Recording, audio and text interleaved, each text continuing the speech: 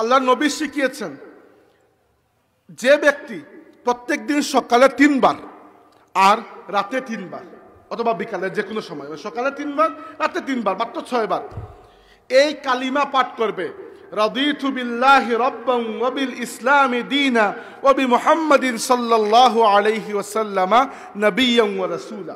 খুবই সহজ।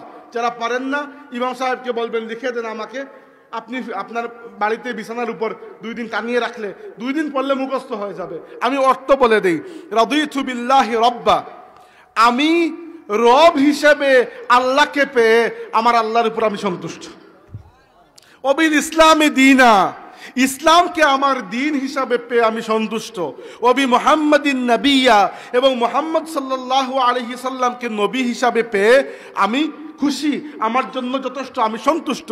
যে ব্যক্তি প্রত্যেক দিন সকালে 3 বার আর রাতে 3 বার এই তাসবিহটি পাঠ করবে, মাত্র 3 বার, ওই দিন যদি সে মারা যায়, হাদিসে এসেছে আল্লাহ তাকে ফিতরতের উপর, অর্থাৎ যেভাবে মায়ের পেট থেকে জন্ম নিয়েছিল সেভাবে নিষ্পাপ অবস্থায় দুনিয়া থেকে বিদায় দেবেন। দেখেন কত বড় সুযোগ, তাই না? এরপরে আরেকটি তাসবিহ শিখিয়ে দেয়, খুব ছোট। আপনারা তাসবিহে ফাতিমি পড়েন না? অনেকেই পড়েন। অভ্যাস যদি থাকে, অভ্যাসটি রাখবেন, এটি অত্যন্ত ভালো অভ্যাস।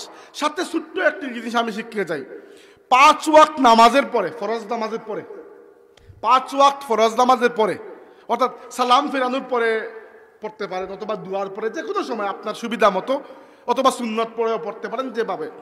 5 ওয়াক্ত নামাজের পরে, ফরজ নামাজের, আপনি আঙ্গুলে গুনে গুনে 10 বার সুবহানাল্লাহ, 10 বার আলহামদুলিল্লাহ, 10 বার আল্লাহু আকবার। আবার বলছি, 10 বার সুবহানাল্লাহ, 10 বার আলহামদুলিল্লাহ, 10 বার আল্লাহু আকবার পড়বেন।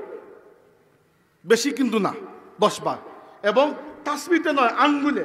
তাসবিতে পড়াও ঠিক আছে, ওটিও জায়েজ, না জায়েজ নয়, কিন্তু নামাজের পরে আল্লাহর নবী হাত দিয়ে গুনেছেন, এজন্য আমরা নবীর অনুসরণ করব। সুজাই কেন নবী পড়াচ্ছেন সেটি নবীর বিষয়, আমরা নবীকে যেভাবে করতে পেয়েছি সেভাবে আমরা করব। হাতের আঙ্গুলে গুনে 10 বার করে সুবহানাল্লাহ 10 বার, আলহামদুলিল্লাহ 10 বার, আল্লাহু আকবার 10 বার। আপনার আর জান্নাতের মধ্যখানে আল্লাহর নবী বলেছেন খালি মৃত্যু ব্যতীত আর কিছু থাকবে না, ওদিকে মারা যাবেন, ওদিকে আল্লাহ জান্নাতে প্রস্তুত করে দেবেন। তো দেখেন,